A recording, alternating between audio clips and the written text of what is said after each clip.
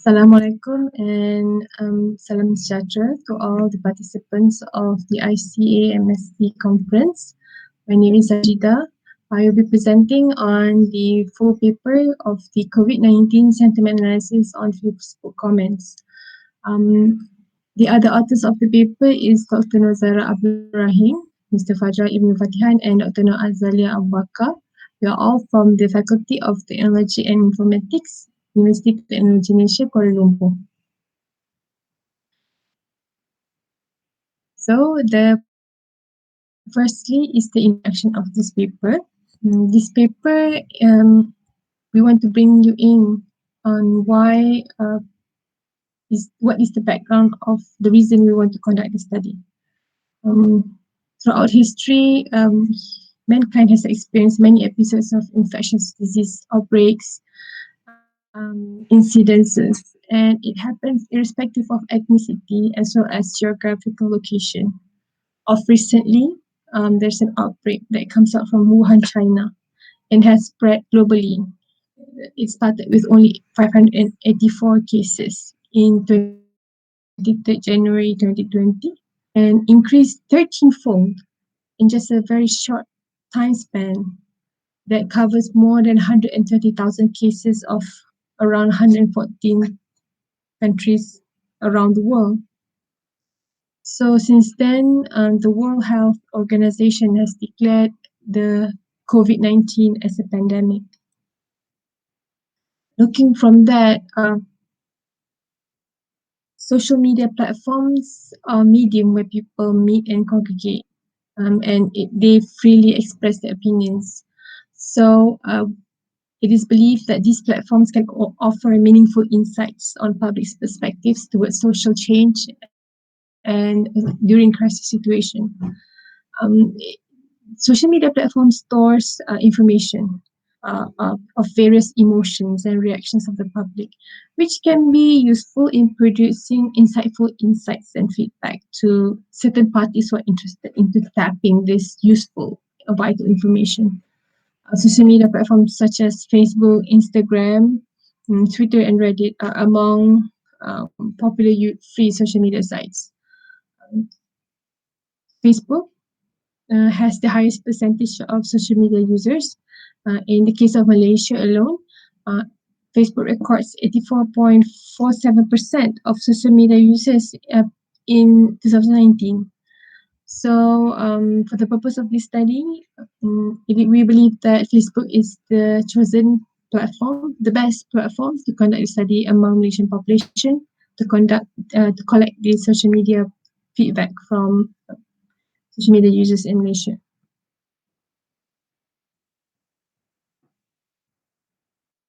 So the purpose of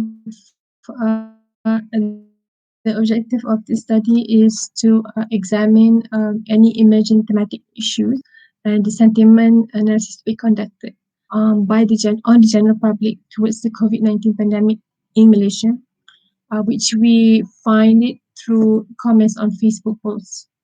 Malaysians' emotions, beliefs, and thoughts are gathered to allow public policy makers to have better informed decisions, because then they know what is the perception of the public. So this paper focuses on the discussion on Malaysia's Director General of Health official Facebook account post that is made on COVID-19 crisis. The posts are collected for 2 weeks. First 2 weeks of the movement control order that's being imposed in Malaysia due to COVID-19 pandemic. The first week is dated 18th to 30th of March, and the second week is from 1st to 14th April 2020.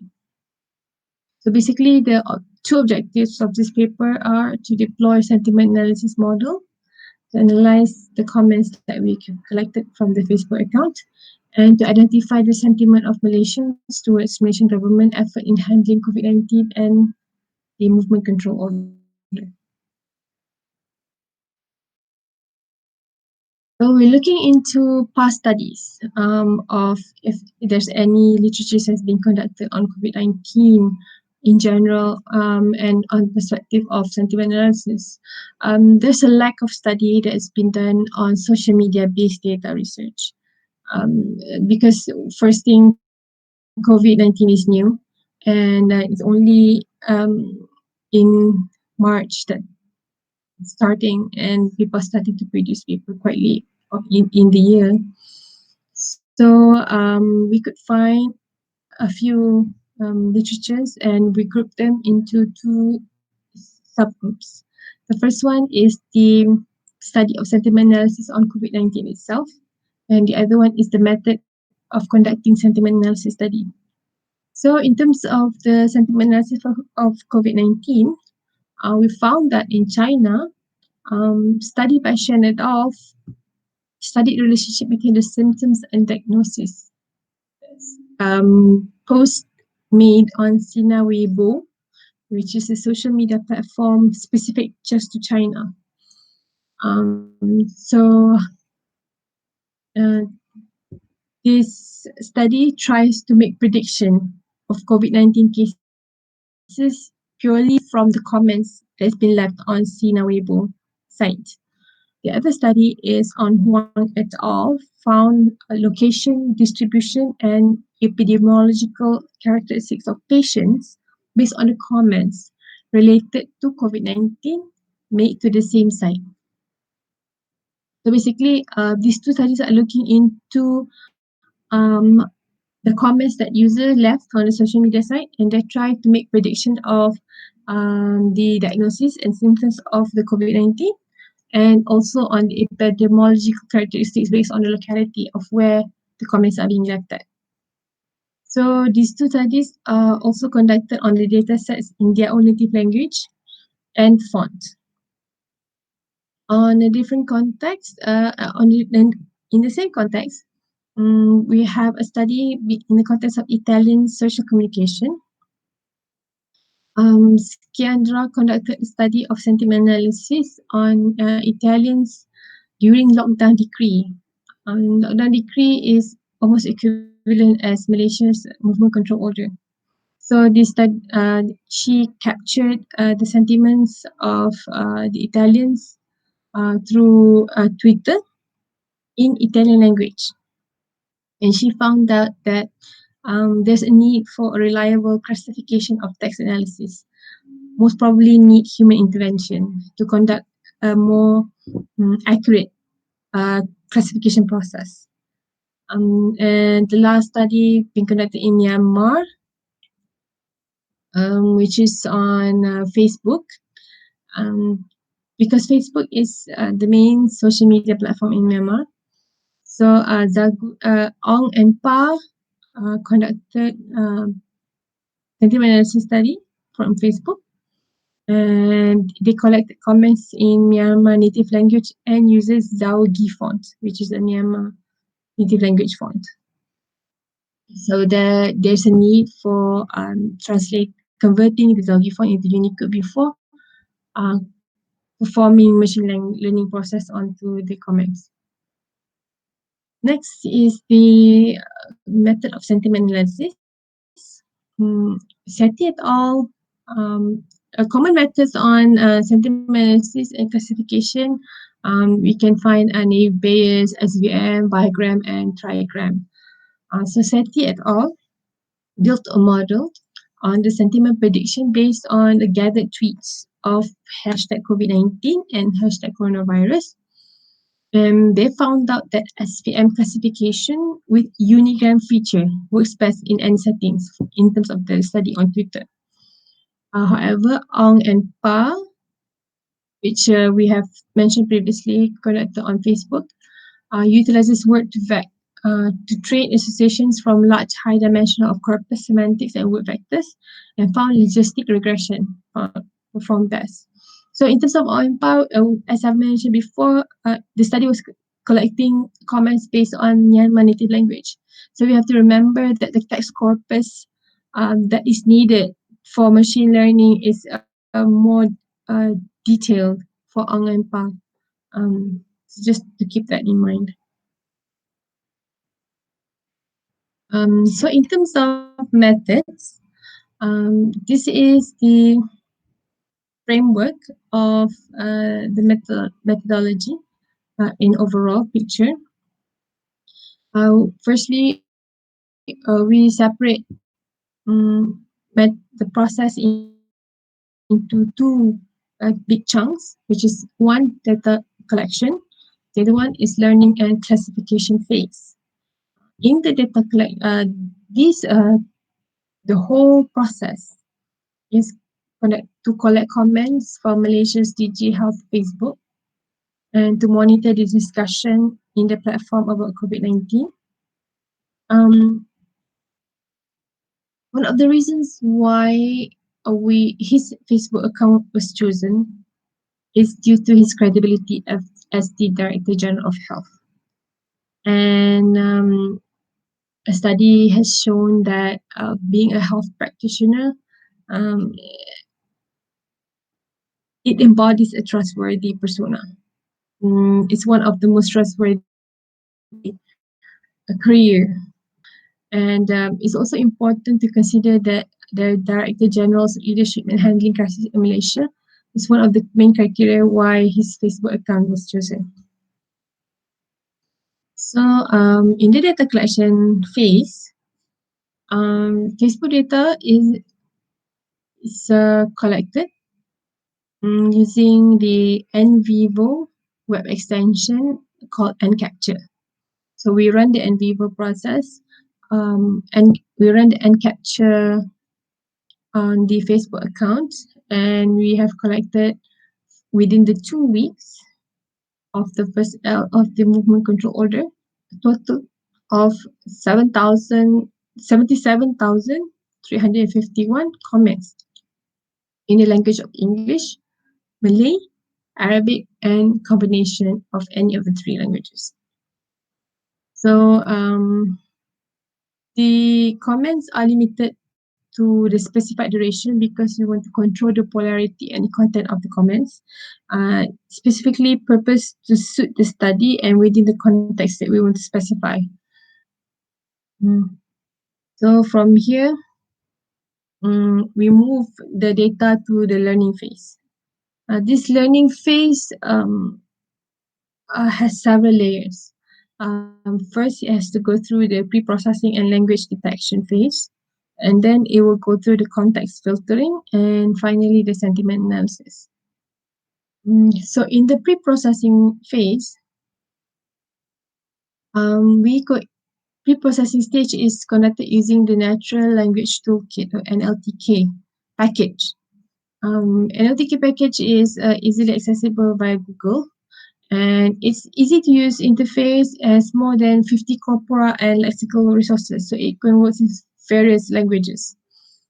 It comes with built-in packages and suites, so it allows us to conduct classification, tokenization, and tagging together. So the first thing we did was to remove any null comments. The user did not leave any comments, so we removed that. We also remove URL, hashtag, numbers, and non-Roman characters that we feel do not contribute any value to our analysis later. And we convert emoticons into words so that it's easy to conduct the sentiment in the sentiment analysis phase. We also remove the stop words because we want to condense the sentences into related words only. So from there, we move the data to the language detection. And the language detection we conduct using translation API by Google Cloud. This is the most used and easily accessible translation service. So we translated the comments from English, from Malay into English. Other languages that we found are Arabic. In terms of at this stage, we removed the Arabic language because it's quite difficult to translate into English. So the comments are analyzed and we separate it into two categories, which are English comments only, Malay comments only, and we have mixed language, where in one sentence, people leave comments a mixture of both English and Malay language.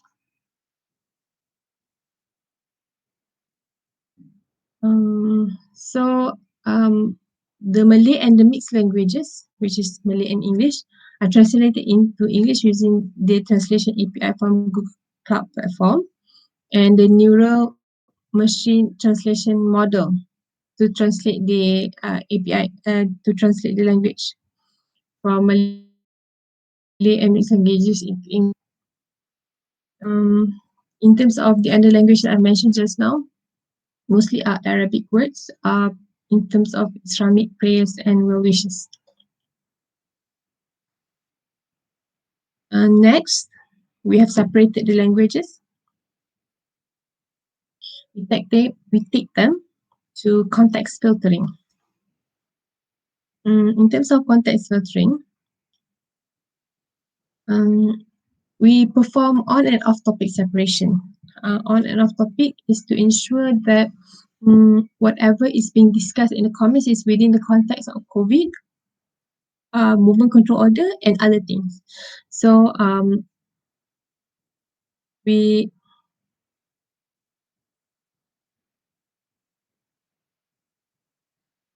because mainly comments are written in jargon, in short form, English or non-English.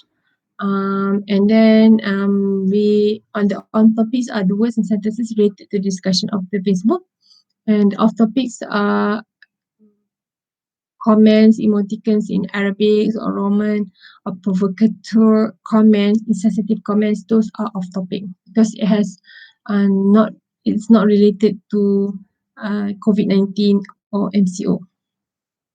So finally, we conduct the sentiment analysis phase. So when we have separated between on and off topic, we conduct the sentiment analysis to see the polarity of the comments are either positive, negative, or neutral. We use a pre-trained model under the natural language API in Google. It gives text and identifies prevailing emotional opinions in the text. It reads the text. It tries to see the emotion from the text based on the words. Some words are associated with positive elements. Some words are associated with negative, and some words are just plain neutral or just informative. So this model is intelligent enough to understand that in the context of this sentence, this word is positive. It brings a positive meaning, while the other word brings a negative meaning. So we conduct the sentiment analysis into the three categories and finally produce a sentiment data. So after we conduct all these methods, we found that during the data collection phase, the first week we collected 42,733 comments, while the second week is a bit less. It's just a bit more than 53,000 comments, which brings the total of 70,351 comments. So these are comments that have not been processed, cleared, or cleaned yet. The data is not clean. So second, if we bring it to the learning phase, where both data pre-processing and language detection, we conduct. So when we clean the data, we remove the hashtags, we translated the emoticons and everything, and we detect the language of English, Malay, and mixed language. So for the first week, we found that a majority of the comments left are in Malay, which is 3,142, and about 19,000 are in mixed languages. Only 1,200 plus is in English. While on the second week, the number of Malay comments is still the number one, which is with 21,699, while the mixed languages has reduced to only 5,732, but the English comments have increased to 6,187. So there's a bit of discrepancy from this first and second week. So from detecting of the languages, we conduct the on and off topic separation. So for the on topic, that means the comments being left are more related to COVID or MCO. Week two has more on topic discussion or comments being left compared to week one. Week two has 97.56% more on topic comments compared to week one, is only 90%. That means um, comments being left during the week two are more related to COVID, more related to MCO compared to week one, which is more likely leaving comments of prayers or things like that. While off topic on week one is more, which is not related to COVID, is 83% compared to week two, which is only 2.45%. Okay.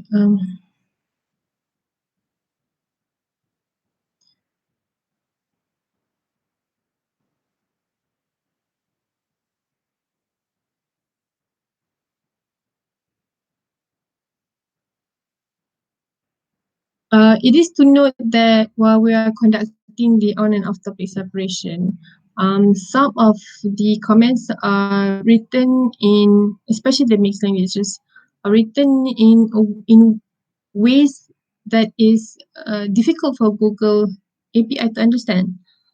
Some people write in short forms, uh, and they use slangs, so Google cannot understand slangs and translate it into English.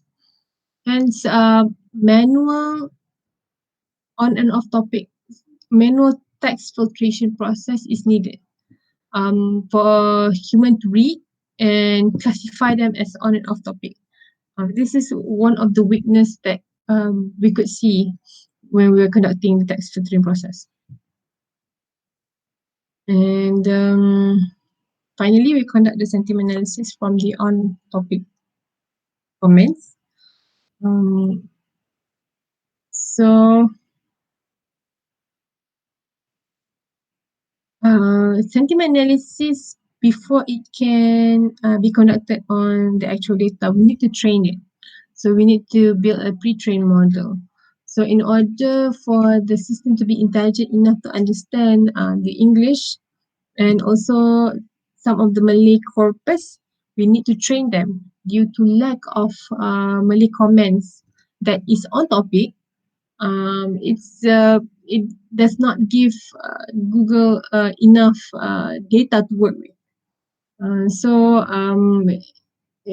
despite having comments in English and translated by other language, the sentiments of the comments sometimes is not so accurate. We found that there's a possibility of mismatch in the representation of actual data set and the training data set.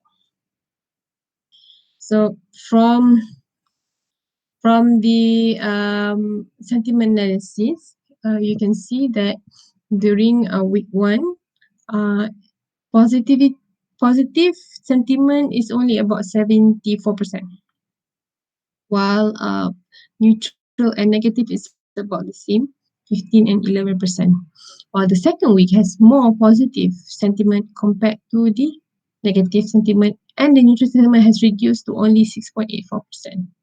So we can see that this relates back to the language detection as well as on topic that we have mentioned just now in the text filtering process. Week two discusses more on topic, and we see more positive sentiment for the comments on week two. So finally, our conclusion is that we found that Malaysian users more Malay language in social media communication. They leave comments in Malay, they use Malay jargons, they have slangs. So being knowing that Malay is our national language, so this is not surprising.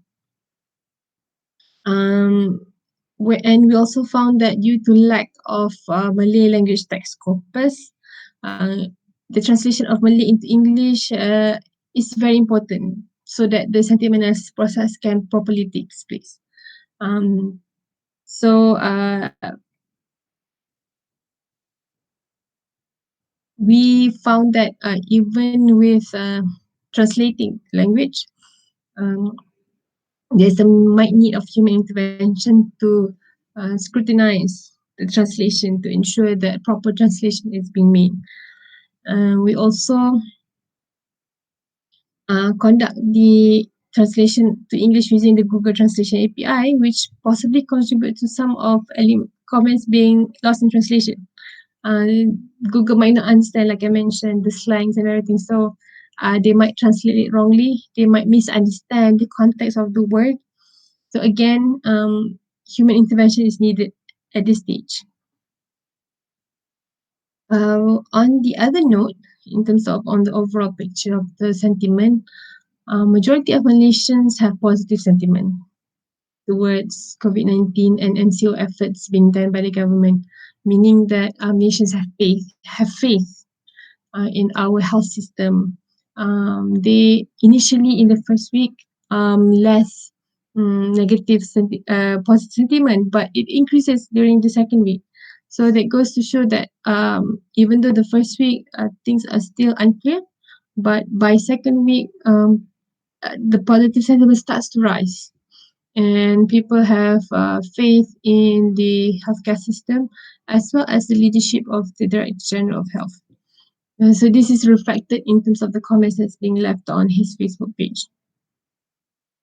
And we also found that majority of the positive sentiments are well wishes and congratulations towards the frontliners and the leadership of the Director General of Health. So here, Malaysians are applauding the effort and the hard work by the frontliners and the leadership of the Director General of Health. So, and many of the positive remarks being left are in the form of prayers, which means Malaysians are highly positive and encouraging. We do not want our frontliners to feel down and demotivated. So we keep encouraging them through praises and prayers. So this is also in line with Islamic teaching of positive thinking, of optimism, especially during crisis. Before I conclude my presentation, I would like to attract your attention to one of the verses in the Holy Quran, in the first chapter, Surah Al-Baqarah, on the verse 216. The translation is, but perhaps you hate a thing that is good for you, and perhaps you love a thing that is bad for you, and Allah knows while you know not. Meaning that although during the situation it might be something that looks gloomy and sad, but who knows, there's a light at the end of the tunnel. There's something positive that brings out of it, and we're starting to see it now. So this ayah is directly related to what we are experiencing now, and this is definitely direct on point with the presentation and also the conclusion that we could find from the study.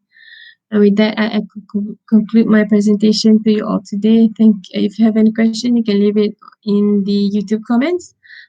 Thank you very much.